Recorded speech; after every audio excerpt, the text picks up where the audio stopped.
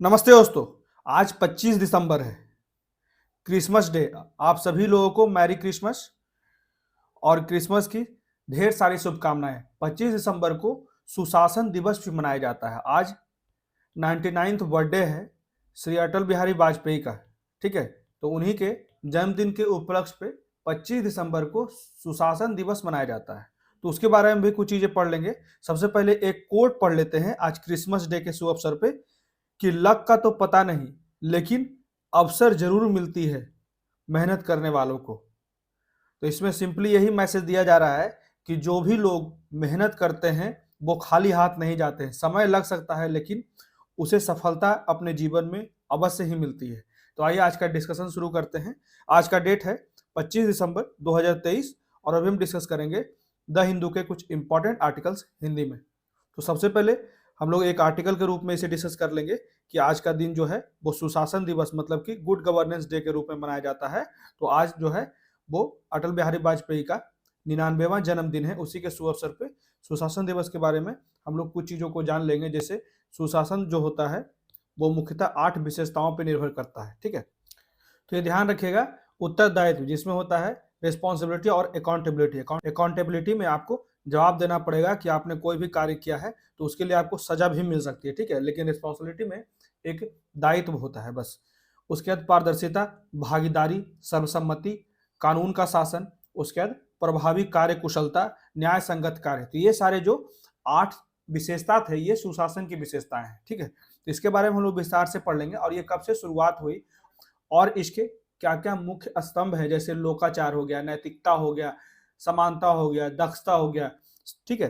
तो इसके बारे में हर एक चीज को विस्तार से पढ़ लेंगे। उसके बाद अगला आर्टिकल जो है कोलंबो सुरक्षा कन्वेंशन की उभरती भूमिका, मतलब कि खास के यहाँ पे हिंद महासागर में सुरक्षा के लिए 3 देशों द्वारा, सबसे पहले 3 देशों द्वारा शुरू किया गया ये कन्वेंशन है। भारत, श्रीलंका और मालदीव, ये 3 देशों ने मिलकर हिंद महासागर की सुरक्षा के लिए एक समूह बनाया है, ठीक है। परंतु वर्तमान समय में मालदीव जो है अभी हाल ही में जो 6th कोलंबो सिक्योरिटी कॉन्क्लेव हुआ है उसके मीटिंग में मालदीव शामिल नहीं हुआ, अनुपस्थित रहा है, ठीक है। तो ये जो कहीं ना कहीं मुद्दा है ये हिंद महासागर के सुरक्षा से समझौता का यह परिदृश्य को बनाता है। तो ये कहीं ना कहीं चाइना से इन्फ्लुएंस हो रहा है, ठीक है, बेल्ट एंड रोड इनिशिएटिव से। तो इसके बारे में हम लोग चीजें पढ़ेंगे।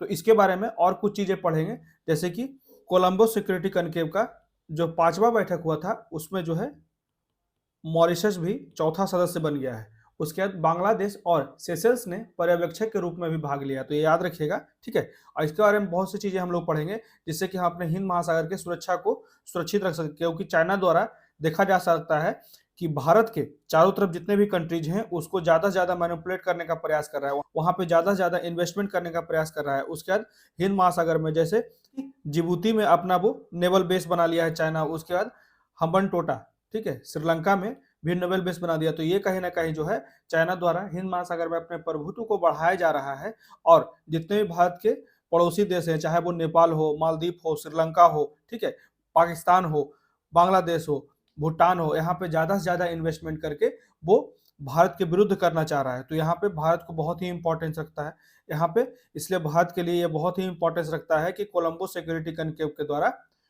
भारत जो है वो हिंद महासागर में अपनी स्थितियों को मजबूत करे, ठीक है। तो इसको हम लोग विस्तार से पढ़ लेंगे। उसके बाद अगला आर्टिकल जो है विज्ञान कांग्रेस के कार्यक्रम पर अनिश्चितता, इसका मूल्यांकन करने का मौका है। अभी हाल ही में विज्ञान कांग्रेस का 109वां बैठक होने वाला था, ठीक है, जो कि एलपीयू, ठीक है, एलपीयू यूनिवर्सिटी में होना था, लेकिन एलपीयू द्वारा नाम वापस ले लिया गया। तो इसके बारे में भी हम लोग कुछ चीजों को पढ़ लेंगे। उसके बाद जो अगला आर्टिकल है नेमाटोसिस्ट, एक सेलुलर हथियार है। इसमें कहा जाता है कि विकास ने जो लगातार बहुत तेज से हम लोग विकास कर रहे हैं, तो इसके कारण जानवरों के अपनी रक्षा करने में मदद करने के लिए बहुत से नए नए तरीके अपनाने पड़ रहे हैं। तो उसी में से एक विशेष सेल जो है उसी को कहा जाता है नेमाटोसिस्ट, ठीक है। नेमाटोसिस्ट जो होता है कुछ जानवरों में पाए जाते हैं, लेकिन जो विशेष रूप से जो जलीय जीव हैं उसमें ज्यादा पाए जाते हैं, जैसे कि जेलीफिश हो गया, उसके बाद समुद्री एनिमोन हो गया, हाइड्रा हो गया, ठीक है। तो ये सारे को खुद को सुरक्षित रखने के लिए इस सेल को कहा जाता है नेमाटोसिस्ट। उसी को कहा जाता है असेलुलर हथियार, असेलुलर वेपन, ठीक है। तो इसके बारे में बहुत सी चीजें हम लोग पढ़ेंगे।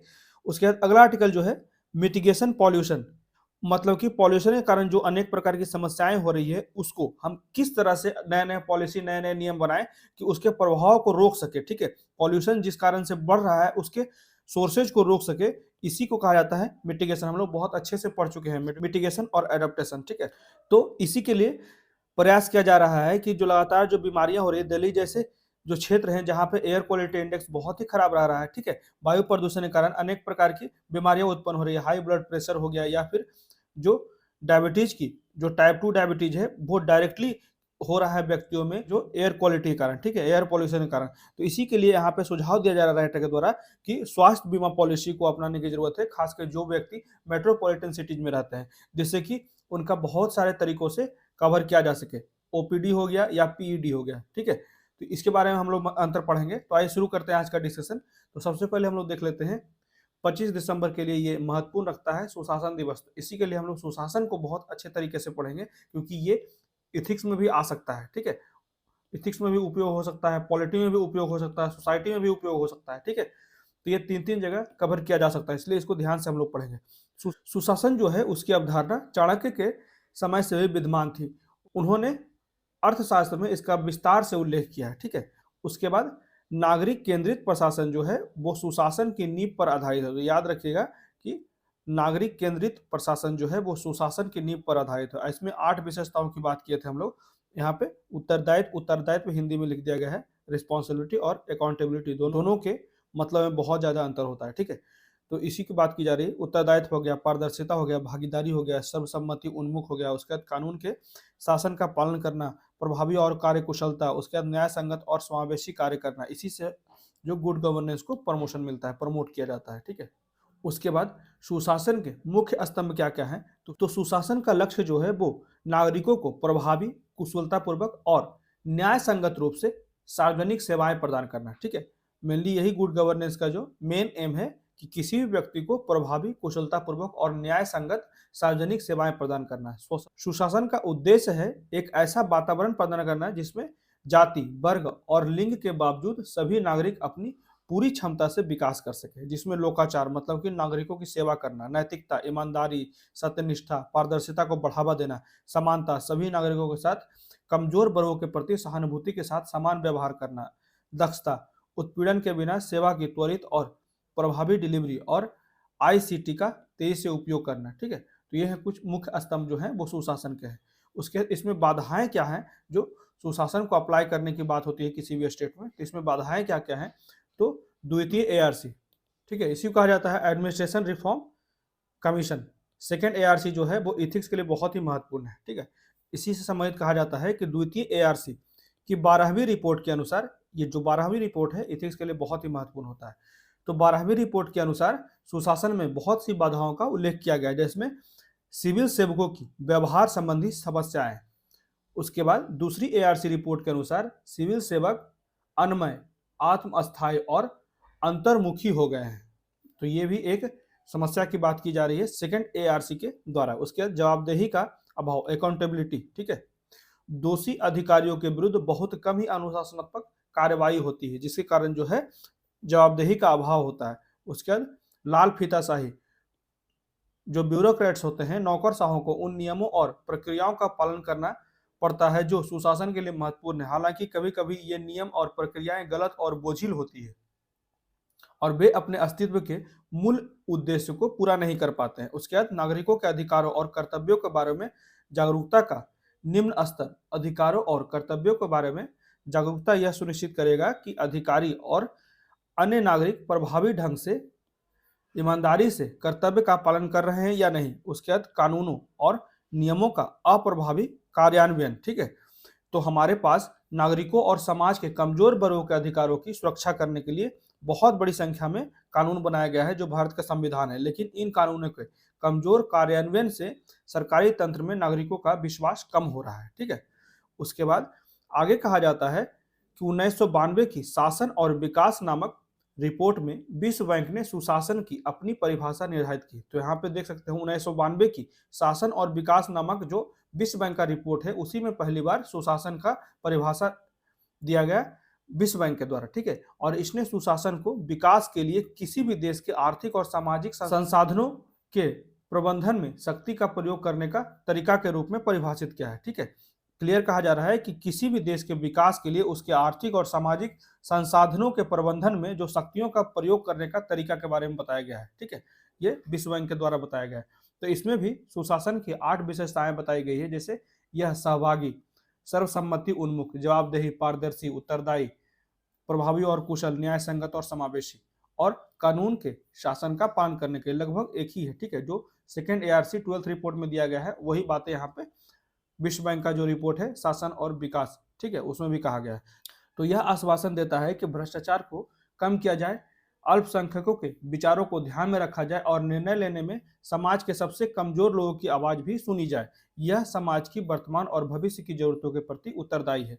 सुशासन को उनके 8 संकेतकों या विशेषताओं के माध्यम से समझा जा सकता है। एक एक करके हम लोग देख लेते हैं। जैसे सहभागी, तो सुशासन के लिए अनिवार्य रूप से समाज के विभिन्न क्षेत्रों की भागीदारी की आवश्यकता होती है। अत्यधिक जटिल समाज के प्रबंधन और उसकी बढ़ती जरूरतों के लिए शक्ति के प्रसार द्वारा शासन के सहभागी स्वरूप की आवश्यकता है, इसीलिए सहभागिता की आवश्यकता है। उसके बाद कानून का शासन में लोकतांत्रिक मूल्यों को बनाए रखने के लिए, उसके सम्मान रखने के लिए इस तरह के कार्य करने की आवश्यकता है। जैसे कानून का शासन को बनाए रखना है, उसके बाद कानून के माध्यम से ही लोग अपनी इच्छा व्यक्त करते हैं और अपनी संप्रभुता का प्रयोग करते हैं। प्रभावी और कार्यकुशलता, सुशासन के लिए आवश्यक है कि संस्थाएं, प्रक्रियाएं और अभिनेता जो हैं, जो समाज की आवश्यकताओं को इस तरह से पूरा कर सके कि उपलब्ध संसाधनों का अच्छी तरह से उपयोग किया जा सके। ठीक है, जैसे यहाँ पे एग्जाम्पल दिया जा सकता है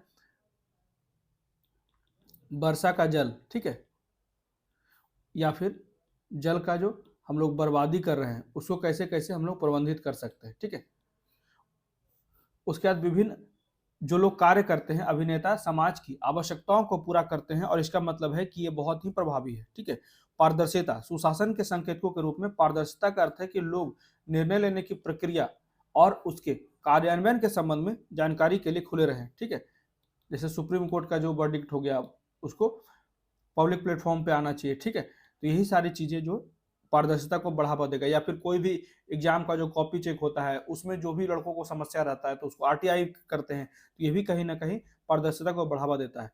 आगे कहा जाता है प्रतिक्रियाशील, जैसे कि जवाबदेही का मतलब है संस्थान और प्रक्रिया सभी हितधारकों को समय पर और उचित तरीके से सेवा प्रदान करती है।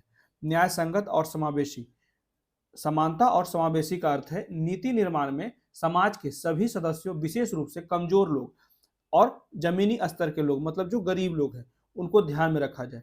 उसके बाद सर्वसम्मति उन्मुख, जब समाज के कर्ताओं के विभिन्न दृष्टिकोण को ध्यान में रखते हुए निर्णय लिए जाते हैं तो शासन सर्वसम्मति उन्मुख होता है और संघर्ष समाधान के लिए तंत्र मौजूद होता है, क्योंकि अनिवार्य रूप से जो भी संघर्ष करने में उत्सुक लोग होते हैं उसके प्रतिस्पर्धी हितों से उत्पन्न होता है। ठीक है, उसके बाद जवाबदेही हम लोग समझ ही चुके हैं। अच्छा शासन लैंगिक समानता को बढ़ावा देता है। यहाँ पे पर्यावरण, लैंगिक समानता की बात की जा रही है, पर्यावरण को बनाए रखने की बात की जा रही है। उसके बाद नागरिकों को व्यक्तिगत स्वतंत्रता का प्रयोग करने में सक्षम बनाता है। गरीबी, अभाव, भय, हिंसा को कम करने के लिए एक बेहतर उपकरण के रूप में है। उसके बाद संयुक्त राष्ट्र सुशासन को सहभागी, पारदर्शी और जवाबदेह मानता है। इसमें राज्य, संस्थान और उसके संचालन शामिल है और इसमें निजी क्षेत्र और नागरिक समाज संगठन भी शामिल है। ठीक है, दुरुपयोग और भ्रष्टाचार से मुक्त कराता है सुशासन। उसी के प्रति सम्मान के लिए मानवाधिकारों की गारंटी के लिए सार्वजनिक मामलों और संसाधनों के संचालन और प्रबंधन के लिए सार्वजनिक संस्थानों में सुशासन को महत्वपूर्ण बताया गया है। इस प्रकार सुशासन प्रशासन के सकारात्मक गुणों की स्थापना और निष्क्रियताओं के दोषों को दूर करने का एक कार्य है। ठीक है, यही सारे मुख्य बातें थे जो सुशासन के बारे में थी।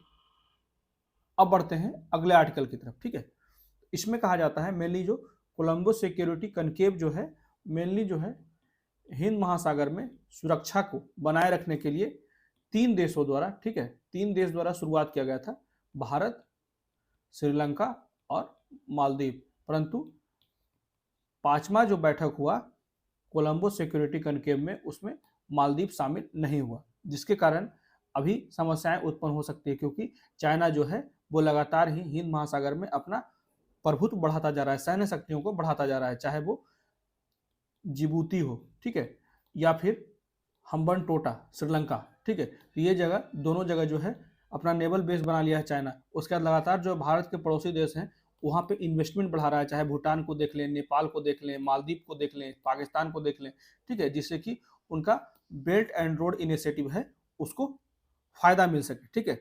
और तो इसी के बारे में हम लोग विस्तार से पढ़ लेते हैं। तो दिसंबर की शुरुआत में भारत के राष्ट्रीय सुरक्षा सलाहकार, ठीक है, NSA national security adviser Ajit Doval ने कोलंबो सुरक्षा कॉन्क्लेव में की छठी NSA बैठक में हिस्सा लिया, ठीक है। तो अभी जो हुआ है दिसंबर में वो 6th मीटिंग हुआ है।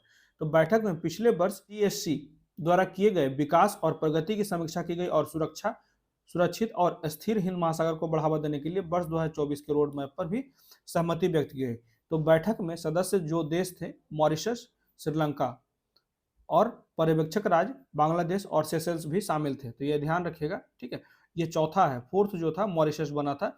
शुरुआत के 3 थे भारत, श्रीलंका और मालदीव। मालदीव अभी अनुपस्थित रहता है, ठीक है। मालदीव जो अब एक नई व्यवस्था के तहत और एकमात्र सदस्य राज्य था जो अनुपस्थित था, ठीक है। वो 5th में भी नहीं आया था और 6th में भी नहीं आया था। तो हिंद महासागर में चुनौतियों से निपटने के लिए एक सक्रिय CSC पर जोर देना भारत की जरूरत है, ठीक है। तो यहाँ पे देख सकते हैं इसके मेंबर जो हैं इंडिया है, श्रीलंका है, मालदीव है और मॉरिशस 4th बना है, ठीक है। उसके बाद ये दोनों ऑब्जर्वर हैं बांग्लादेश और सेशल्स। कोलंबो सिक्योरिटी कनक्लेव की जो शुरुआत हुई थी वो 2011 में हुई थी।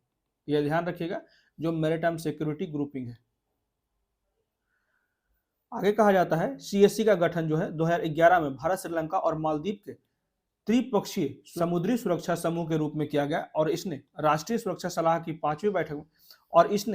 सुरक्षा सलाहकारों की 5वीं बैठक में चौथे सदस्य के रूप में मॉरिशस का स्वागत किया।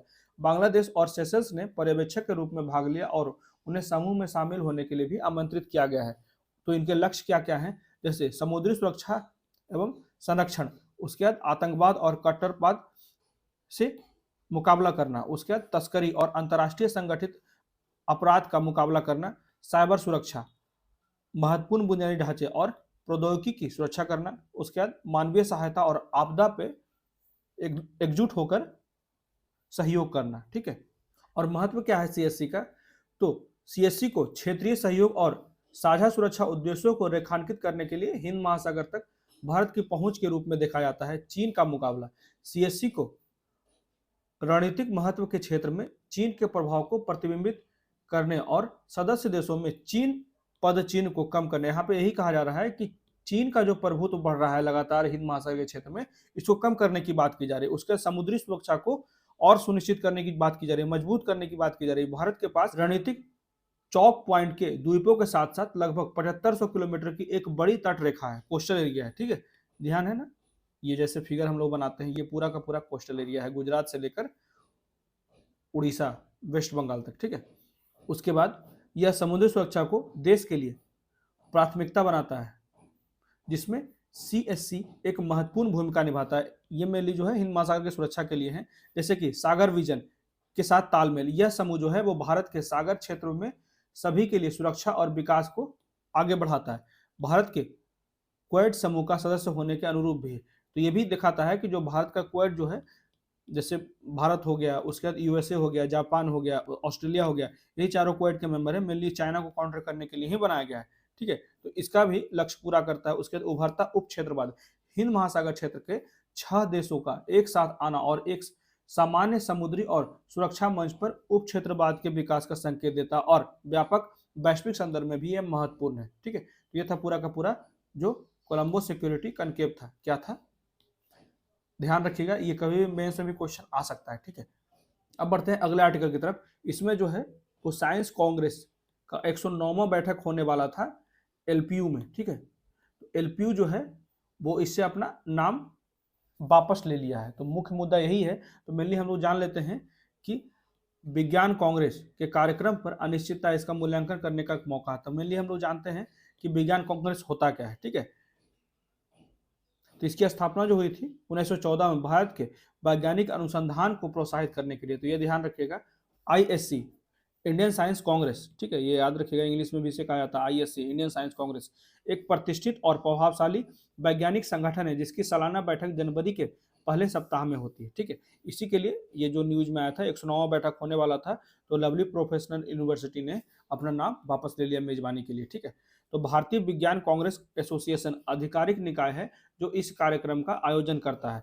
तो ISCA जो है वो विज्ञान और प्रौद्योगिकी विभाग और विज्ञान और प्रौद्योगिकी मंत्रालय के तहत एक पेशेवर निकाय है। ठीक है, तो 109वें ISC का विषय जो है वो सतत भविष्य के लिए विज्ञान और प्रौद्योगिकी पर वैश्विक परिप्रेक्ष्य। ये ध्यान रखिएगा, ये सबसे मुख्य पॉइंट था कि इसका विषय जो है वो सतत भविष्य के लिए विज्ञान और प्रौद्योगिकी पर वैश्विक परिप्रेक्ष्य। ठीक है, तो ये ध्यान रखिएगा।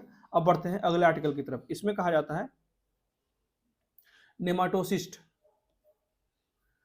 एक सेलुलर हथियार है, अ सेलुलर वेपन। इसी के बारे में हम लोग कुछ चीजें पढ़ लेते हैं। जैसे लगातार जो है मानवीय समाज बहुत ही तेज गति से प्रगति कर रहा है, तो इसी विकास के दौर में जानवरों के अपनी रक्षा को बनाए रखने के लिए नए नए तरीके का इजाद करना पड़ रहा है। उसी के लिए एक विशेष सेल का उपयोग हो रहा है जिससे कि कहा जाता है नेमाटोसिस्ट। ठीक है, ये जो है अपना सुरक्षा के लिए ये कार्य करता है। ठीक है, इसके बारे में हम लोग पढ़ेंगे कि कैसे कार्य करता है। ठीक है, तो मेनली जो हम लोग कुछ जानवरों में ये देखा गया है कि इसमें नेमाटोसिस्ट सेल मौजूद है, लेकिन विशेष रूप से जो जलीय जीव हैं उनमें ज्यादातर नेमाटोसिस्ट होते हैं। ठीक है, जैसे कि जेलीफिश, मूंगा, उसके बाद समुद्री एनीमोन, हाइड्रा, जो कि शिकार करने और शिकारियों को रोकने के लिए शक्तिशाली हथियार के रूप में कार्य करता है। ठीक है, उसके बाद प्रत्येक नेमाटोसिस्ट में एक कैप्सूल होता है। ठीक है, मेनली एक कैप्सूल होता है इस तरह से, और वो तोड़ के बाहर निकलता है, जिसमें एक कुंडली या धागे जैसी नलिका होती है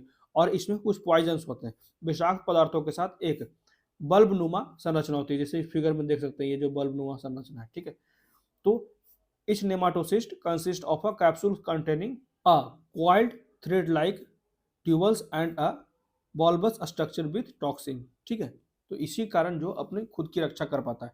जब तनाव होता है तो नेमाटोसिस्ट तेजी से नली को बाहर निकालता है। अक्सर इसकी गति जो होती है वो गोली से भी तेज होती है। दरअसल यह तंत्र जो है वो पशु साम्राज्य में सबसे तेज से प्रक्रिया करने वालों में से एक सेल है। ठीक है, ये ध्यान रखिएगा, ये सेल जो है मेनली जो है जानवरों में होती है और ये अपनी रक्षा करने के लिए विकसित हुए।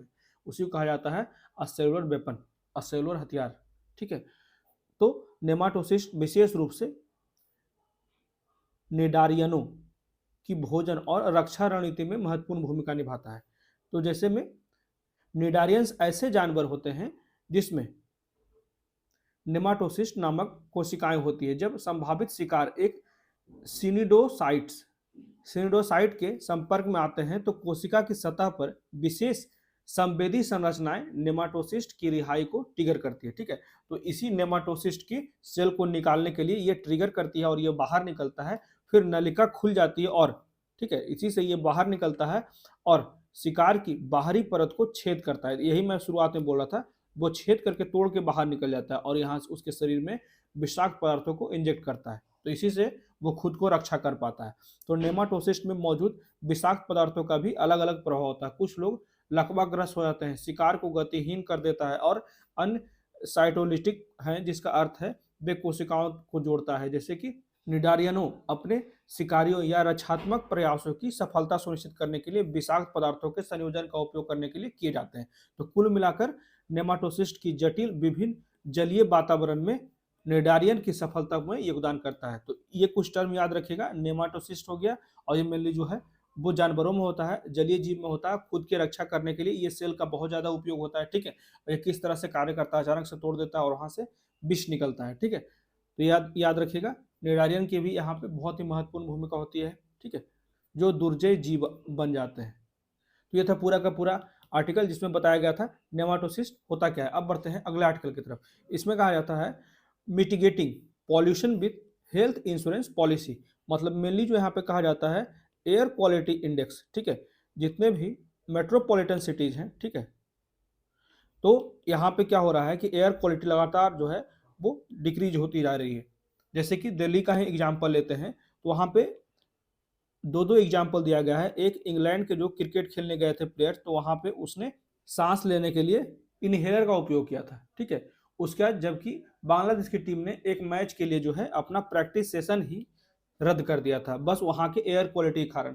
और यही कहा जा रहा है कि जो एयर क्वालिटी के कारण जो लगातार जो है डायबिटीज टाइप 2 का बीमारी बढ़ता जा रहा है, उसके बाद हाई ब्लड प्रेशर बढ़ता जा रहा है। तो इसी के लिए जो हेल्थ इंश्योरेंस है उसकी क्या भूमिका हो सकती है, जो आपका एक्स्ट्रा बर्डन बढ़ रहा है आपके पॉकेट पे, एक्स्ट्रा खर्च बढ़ रहा है, लगातार जो तापमान बढ़ रहे हैं या फिर लगातार जो एयर क्वालिटी खराब हो रही है, तो इसको कैसे हम लोग मैनेज करेंगे, इसी का हेल्थ इंश्योरेंस की बात की जा रही है, जो हमारे शॉर्ट टर्म बीमारियों को भी कवर करता है और जो हमारे लॉन्ग टर्म बीमारियों को भी कवर करता है। इसके बारे में हम लोग विस्तार से देख लेते हैं। तो इसी में कहा जाता है कि स्वास्थ्य बीमा पॉलिसी से प्रदूषण को कम करना कैसे होगा ये, तो हाल ही में जहरीली हवा के बादल ने पूरे भारत को अपने चपेट में ले लिया और दिल्ली एनसीआर में वायु गुणवत्ता लगभग 500 पहुंच गया। ठीक है, 500 का स्तर पार कर गया, जो कि एक गंभीर श्रेणी को संकेतित करता है। तो चेहरे पे मास्क जो थे सिर्फ और सिर्फ जिस समय कोविड के लिए आए थे, अभी वर्तमान समय में ऐसी परिस्थितियां बन गई है और ऐसी हालात हो गए हैं कि लगातार जो है लोग सार्वजनिक स्थलों पर जाने से पहले मास्क लगा के चल रहे हैं।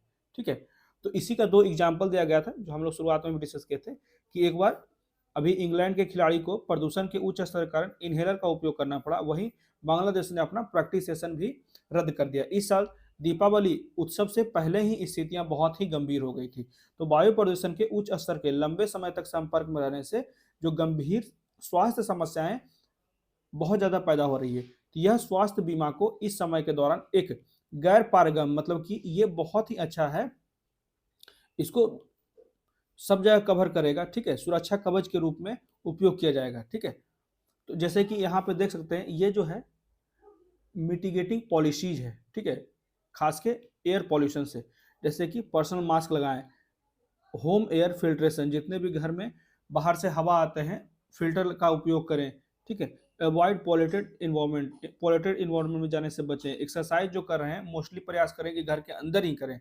ठीक है, यहाँ पे भी समस्याएं हैं कि डॉक्टर जो है लगातार बोल तो देती है कि अभी प्रदूषण है, 15 दिन 20 दिन बाहर में नहीं प्रैक्टिस करें, लेकिन जितने भी डायबिटिक पेशेंट हैं उसे दूरगामी परिणाम भुगतना पड़ता है, दीर्घकालिक बीमारियां उत्पन्न हो जाती है। उसके बाद जितने ज़्यादा से ज़्यादा होता है डाइटरी सप्लीमेंट्स का उपयोग करें। उसके बाद घर के अंदर ही रहें। ठीक है, personal mitigation of air pollution. ठीक है, हेल्थ रिस्क, इसी से बचने का ये तरीका बताया गया है। आगे पढ़ लेते हैं स्वास्थ्य संबंधी निहितार्थ। तो बढ़ता प्रदूषण स्वास्थ्य जो है उस पर गंभीर समस्याएं उत्पन्न हो रही है। एक हाल के अध्ययन के अनुसार बताया जा रहा है कि प्रदूषित हवा के संपर्क में आने का सीधा संबंध जो है वो टाइप 2 डायबिटीज है, टाइप 2 मधुमेह से है। तो दिल्ली और चेन्नई में 12,000 पुरुषों और महिलाओं के बीच 7 वर्षों तक अध्ययन से ये पता चला कि PM 2.5 के कणों के उच्च स्तर वाली हवा में सांस लेने से रक्त शर्करा का स्तर बढ़ जाता है और टाइप 2 मधुमेह की घटनाएं बढ़ जाती है।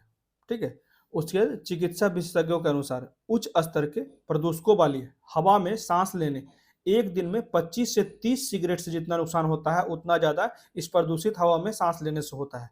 ठीक है, इस तरह के हम लोग आर्टिकल बहुत ही पढ़ चुके हैं। ठीक है, बहुत ज्यादा पढ़ चुके हैं। लगातार जो एयर क्वालिटी इंडेक्स खराब हो रही है, लेकिन फिर भी कुछ नई चीजें हैं, जैसे यहाँ पे पॉलिसी और इंश्योरेंस की बात की जा रही है, हेल्थ इंश्योरेंस की बात की जा रही है, तो इसके बारे में ये एक नया एक्सपेक्ट प्रदान करता है। ठीक है, तो इसी के लिए हम लोग इसे पढ़ रहे हैं। तो अल्पकालिक प्रभावों में जैसे कि आंखों में जलन, गले में खुजली, सांस लेने में तकलीफ जैसी श्वसन संबंधी समस्याएं होती है, जिससे कि लंबे समय तक संपर्क में रहने से फेफड़ों के कैंसर और पुरानी हृदय रोग का खतरा भी बढ़ जाता है। यह किसी व्यक्ति के जीवन से जो उसका जीवन प्रत्याशा होता है, जीने का जो उम्र होता है वो कम हो जाता है। ठीक है, तो यही बात यहाँ पे कहा जा रहा है कि जीवन से बहुत ही महत्वपूर्ण कई वर्ष छीन लेता है। तो एक अन्य महत्वपूर्ण कारक यह भी है कि प्रदूषण जो है वो जीवन शैली से सक्रिय हिस्से को कैसे बाधित करता है। वायु प्रदूषण के उच्च स्तर के दौरान एक डॉक्टर लोगों के घर के अंदर रहने और शारीरिक गतिविधियां विशेषकर व्यायाम से बचने की सलाह देता है। उससे हम लोग अल्पकालिक जो स्वास्थ्य जोखिम है उससे तो बच सकते हैं, लेकिन एक गतिहीन जीवन शैली के कारण उसका दीर्घकालिक स्वास्थ्य का प्रभाव पड़ता है। यह विशेष रूप से उन लोगों में ज्यादा होता है जिनको डायबिटीज की समस्या है। ठीक है, जिन्हें हाई ब्लड प्रेशर की समस्या है, उन्हें नियंत्रित रखने के लिए नियमित शारीरिक गतिविधियों की आवश्यकता होती है। ठीक है, जिसे डायबिटीज है, ब्लड प्रेशर है, उन्हें लगातार एक्सरसाइज करने की आवश्यकता होती है। हालांकि अभी हम प्रदूषण के बारे में बहुत कम कर सकते हैं, लेकिन इससे होने वाले दीर्घकालिक बीमारियों के उच्च जोखिम से खुद को आर्थिक रूप से, यहाँ पे क्लियर कहा जाता है, आर्थिक बोझ से बचाने के लिए हम लोग इंश्योरेंस ले सकते हैं। तो आश्वस्त करने वाली बात यह है कि स्वास्थ्य बीमा ऐसी स्वास्थ्य समस्याओं के लिए व्यापक कवरेज प्रदान करता है और सही कवरेज के साथ खुद को सुरक्षित रखने का ये बहुत ही सर्वोत्तम तरीका है। ठीक है, इसी में बात किया जा रहा है पीईडी का और ओपीडी का। ठीक है, पीईडी मतलब प्री एग्जिस्टिंग डिजीज, मतलब कि मधुमेह से पीड़ित लोग विशेषकर स्वास्थ्य बीमा योजनाओं में आराम पा सकते हैं जो पहले दिन से ही पहले से मौजूद मधुमेह के लिए कवरेज प्रदान करते हैं। तो ये चीजें हैं। वास्तव में पुरानी मधुमेह से पीड़ित लोग भी स्वास्थ्य बीमा योजना का विकल्प चुन सकते हैं जो व्यापक कवरेज प्रदान करते हैं। ठीक है, जो ज्यादा कवरेज प्रदान करते हैं, हेल्थ कवरेज। और ये उच्च रक्त शर्करा स्तर वाले व्यक्ति हैं जिन्हें मधुमेह नियंत्रित करने के लिए इंसुलिन का डोज लेना पड़ता है। व्यापक कवरेज में न केवल आपातकालीन सहायता, तो यहाँ पे क्लियर कहा जाता है जो व्यापक कवरेज होता है, जो बड़े बड़े स्कीम होते हैं हेल्थ इंश्योरेंस के लिए, तो उसमें न केवल इमरजेंसी हेल्प मिलता है बल्कि नियमित स्वास्थ्य जांच और निगरानी भी शामिल होता है। इससे क्या होगा कि पॉलिसी धारकों को सशक्त बनाया जा सकता है और उन्हें अपने स्वास्थ्य का बेहतर प्रबंधन करने में भी मदद मिलेगा। उसके बाद ओपीडी मतलब कि आउट पेशेंट डिपार्टमेंट। स्वास्थ्य बीमा आमतौर पर अस्पताल में भर्ती होने के खर्चों को कवर करता है जो प्रदूषण के उच्च स्तर से उत्पन्न होने वाली बीमारियों के कारण है। हालांकि यदि कोई ऐसे शहर में रहता है जहां नियमित रूप से जहरीली हवा का प्रकोप है तो उसे ओपीडी कवरेज प्रदान करने की भी सलाह दी जाती है। ठीक है, ऐसा इसलिए होता है क्योंकि वायु प्रदूषण कुछ अल्पकालिक स्वास्थ्य जटिलताओं को जन्म दे सकता है जिसके लिए अस्पताल में भर्ती होने की आवश्यकता नहीं होती है, लेकिन डॉक्टर परामर्श और चिकित्सा परीक्षणों सहित चिकित्सा ध्यान देने की आवश्यकता होती है। तो यही बात यहाँ पे की जाए, जैसे ओपीडी कवरेज में आंखों की समस्या, सर्दी, खांसी, सांस की समस्या, उसके बाद त्वचा की एलर्जी आदि के कारण होने वाले खर्च से बचा जा सकता है। उसके बाद गंभीर बीमारी कवर और उच्च बीमा राशि। ठीक है, तो उसी की बात की जा रही है यहाँ पे, जैसे कि गंभीर बीमारी जितने भी क्रिटिकल डिजीज होते हैं उसी की बात की जा रही है। क्रिटिकल इलनेस कवर प्राप्त करने के भी एक बहुत ही अच्छा विचार होता है। तो पॉलिसी धारक को कैंसर या हृदय रोग जैसी किसी भी सूचीबद्ध गंभीर बीमारी का निदान होने के लिए एक मुक्त राशि प्रदान कर सकता है। तो इस मामले में अस्पताल में भर्ती होने वाले का बिल जो है वो 40 से 50 लाख तक पहुंच जाता है। आखिरकार प्रदूषण और ऐसी बीमारियों के बीच संबंध अच्छी तरह से होता है। यही बात कहा जा रहा है कि जहां पे भी प्रदूषण ज्यादा है उस तरह की इस तरह की बीमारियां उत्पन्न हो सकती है। इसी के लिए पॉलिसी की बहुत ही जरूरत है, खासकर हेल्थ इंश्योरेंस की, जो कि आपके छोटे आवश्यकताओं के साथ साथ बड़ी बीमारियों को भी कवर कर सकता है। ठीक है, तो इस कवरेज का उपयोग हम चिकित्सा उपचार की उच्च लागत को भी कवर करने के लिए कर सकते हैं। और ऊंची बीमा राशि, पर्याप्त बीमा राशि के महत्व पर पर्याप्त जोर नहीं दिया जा सकता, खासकर मेट्रो सिटीज में।